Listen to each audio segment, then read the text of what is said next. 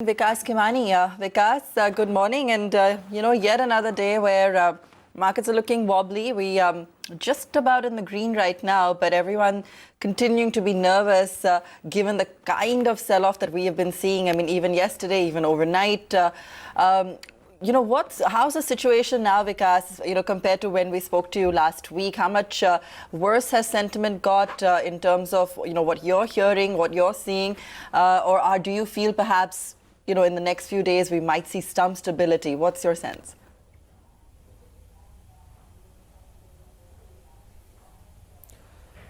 So I think, we are definitely in a bit of a chaotic times, and, this issue about public health, how fast is it spreading and what are the, measures to contain it, it's really being watched out. And frankly speaking, nobody knows that, whether it is going to escalate further or going to get controlled, because you hear all kinds of data points, all kind of sort of news flow, and I don't think, one can really make out. But the only thing you have to wait and watch is that, that how it kind of pans out. But what gives you comfort is that governments across the globe, in each and every country, is very, very seriously attempting to contain it. There are being aggressive measures being taken to sort of do public isolation, to public distancing. So, I mean, there are a lot of campaigns, measures being taken across the globe. So, I think this kind of gives you sense that at least there is an effort to contain it, and eventually it will slowly sort of get contained. Other than that, it's a very difficult to take a call on something like this. So we kind of suggest that this is going to be definitely impermanent. This is not going to be sort of forever. But this period of volatility you have to kind of travel through, and there's no right answer, wrong answer to that. So manage your risk, and of course there is a lot of value which is appearing in the markets. As we see across the board. So I think these are the times when one should look to stagger their investments, and we've been kind of doing the same thing, that when something looks interesting, whatever cash you have, to deploy a little bit, but still keep some dry powder, because we do not know how long it can sort of take, how long sort of how more volatile it could be. But one thing we know sure that this will pass, and maybe we are large part of the damage is already done. Whether something is more left, one does not know.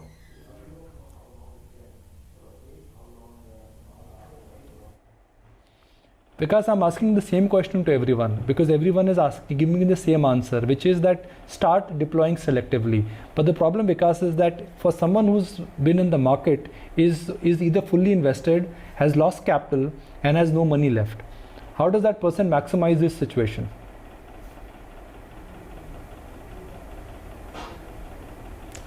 Absolutely, Nikunj, and I think it's a very valid and a very good question. See, if you're fully deployed, the only thing you could do is revisit some of your portfolio stocks and compare it vis-a-vis some of the other values play available. In everybody's portfolio, there are some weak spots in everybody's portfolio. If there are some stocks which can be switched into other alternative better opportunity, those kind of possibilities should be done right now, because I think one should not be emotional that if my stock is down 30% from the price I bought, and how should I book losses and switch into something else? I mean, those kind of emotional behavior should be away, and I think objectively one should evaluate, and that should be the way to go about, because in many pockets deep values have started appearing, and and we all know that this is not going to last forever. So once dust settles down, you basically go for the stocks or sectors where the bounce back will be faster and more sustainable from a long-term perspective.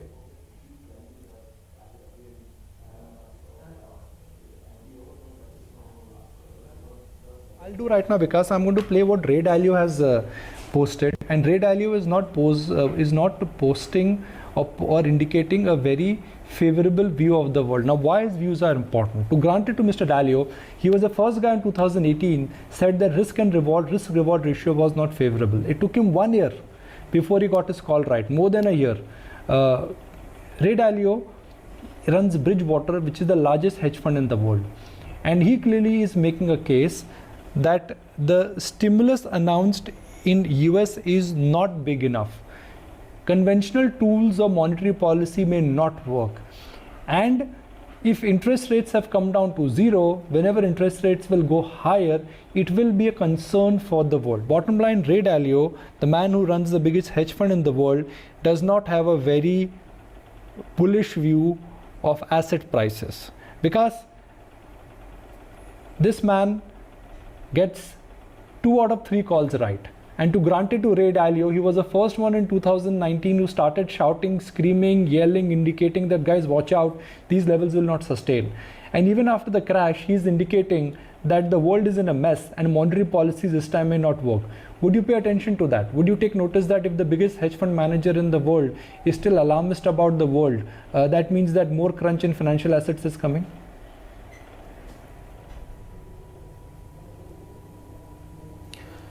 So I mean, he's definitely authority on markets and asset prices and all, and we all respect his views. The way I think about it is, when you are in a deep kind of crisis, you have to. There's no one solution which is there. Every on a continuous basis, governments and central banks will figure out how to sort of respond to it. In my opinion, the real answer of this coming out of this situation would lie more in a fiscal spending rather than only monetary spending. So I think we will have to have a fairly large sort of push of both fiscal as well as monetary to pull economy out of this current impending slowdown. And I do believe that even European Union, which is like Germany sitting on a fairly large fiscal surplus, can also has a lot of ammunition to do fiscal spending. US again will have to see how government responds to it. So I think combination of both probably can pull it out, but it's too early to say on anything. Currently, I think the major concern is to see the pandemic, receding, because that is the most important concern. And once that signs of receding, starts coming, and fortunately we have good news coming from China, where the new cases reported are going down significantly. And once that happens, I'm sure, we have to wait and watch what are the government's actions and all. And I do believe that you will see good fiscal stimulus coming, but we'll have to wait and watch and to take a call depending on how the day turns.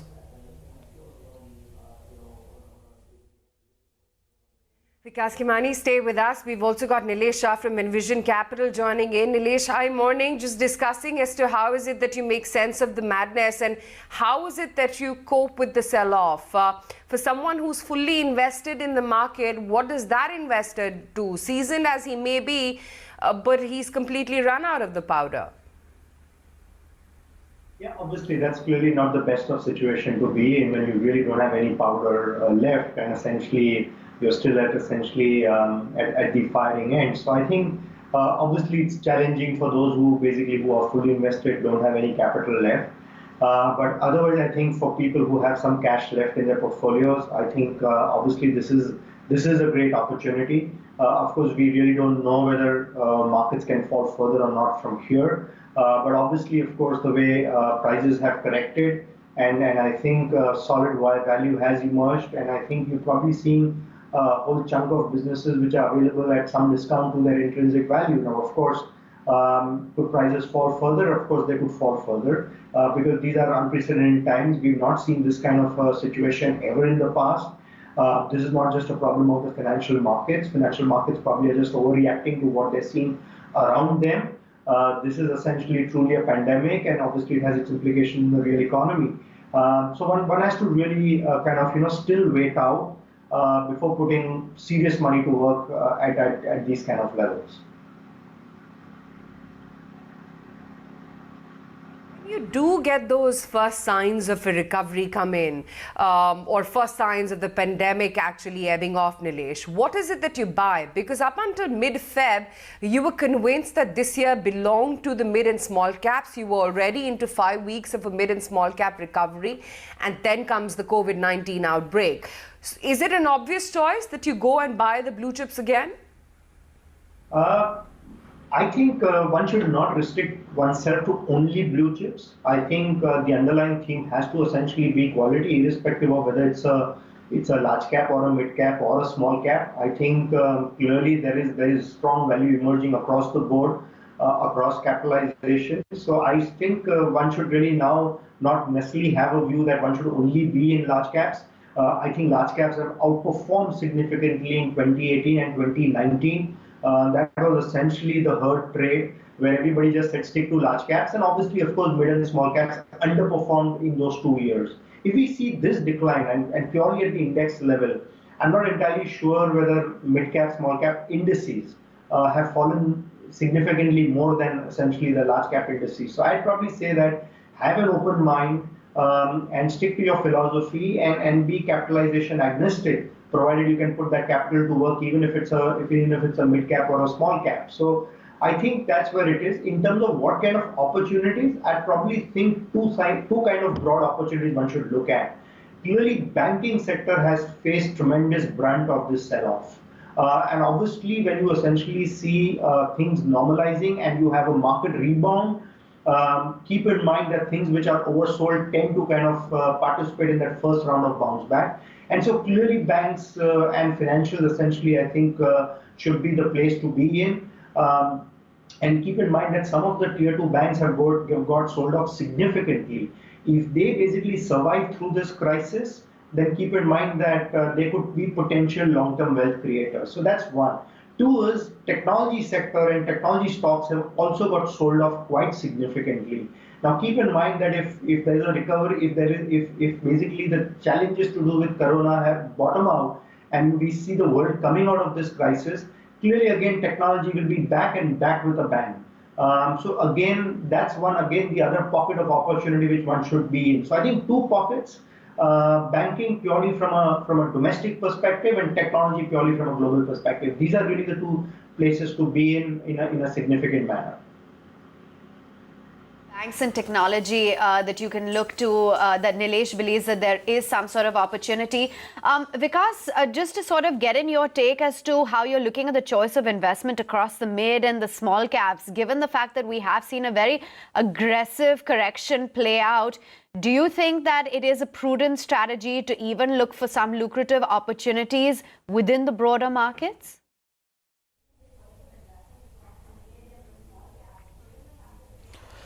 So I think it really depends on the the risk appetite of the investor. But is there a lot of value which is created in the small and mid cap space? Answer is very much yes. But if the markets recover, the first leading will have to be done by the large caps and the bigger names. I think they will typically lag in terms of recovery. So if you're prepared for that, if you are taking 3 to 5 year view, definitely there is a case for small and mid caps. There's no doubt on that, because the kind of destruction and value we have seen in small and mid cap is far higher than, and just because of the sheer illiquidity of the names is far higher than what we have seen in some of the bigger names.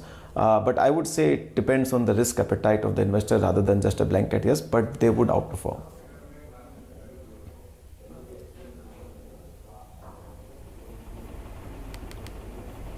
Okay. I go back to that very basic point, Nilesh, that whenever markets will recover, what will lead the market rally? Or do you think the market is clearly telling you again and again that stay with pharma, stay with little bit IT and stay with consumer? Because the most expensive stock in the consumer space is Nestle, which has not corrected. The most expensive stock in the retail space is DMart, which has not corrected.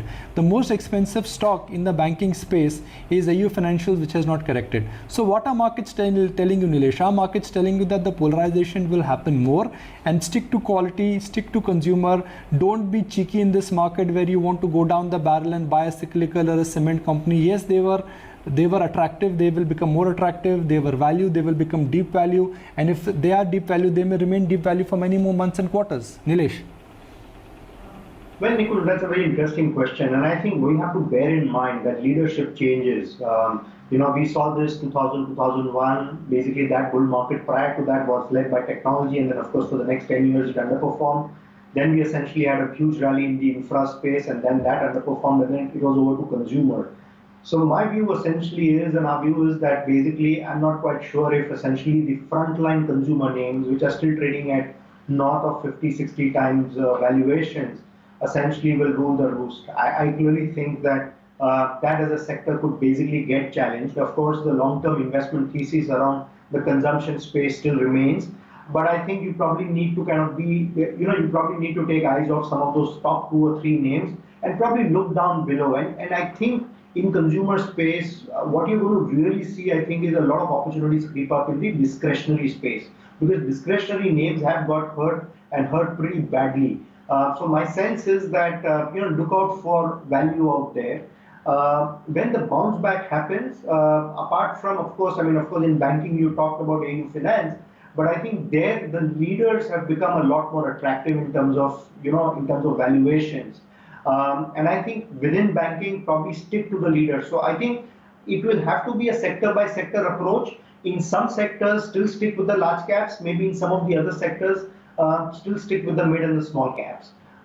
Coming back to some of the names around the core sectors, probably demand is going to get postponed, but valuations, I think, in some of the core sector names have become again very, very attractive. And we cannot take our eyes off the essentially the long-term trajectory which the government has set out, which is to basically spend 100 lakh crores on infrastructure over the next 5 years. And I think now the government pockets are going to enlarge with essentially the whole fall in crude oil prices. So to that extent, there is going to be significant increase in government spending down the road, and therefore that would benefit core sectors as well. So I think, my advice would be that just don't look at those very obvious 2, 3, 4, 5 names in the consumer space. I think that's been a very, very fashionable trade in the last couple of years, but don't stick to that. That probably will run out of steam. They could at best be market performers or even underperformers. And right now, work with an open mind, broaden your essentially the canvas, and start looking at opportunities where there is a huge discount between what you believe could be the value over the next 3 to 5 years and the prices at which they're currently trading at. So I think have a more open and a more a kind of a broader perspective right now.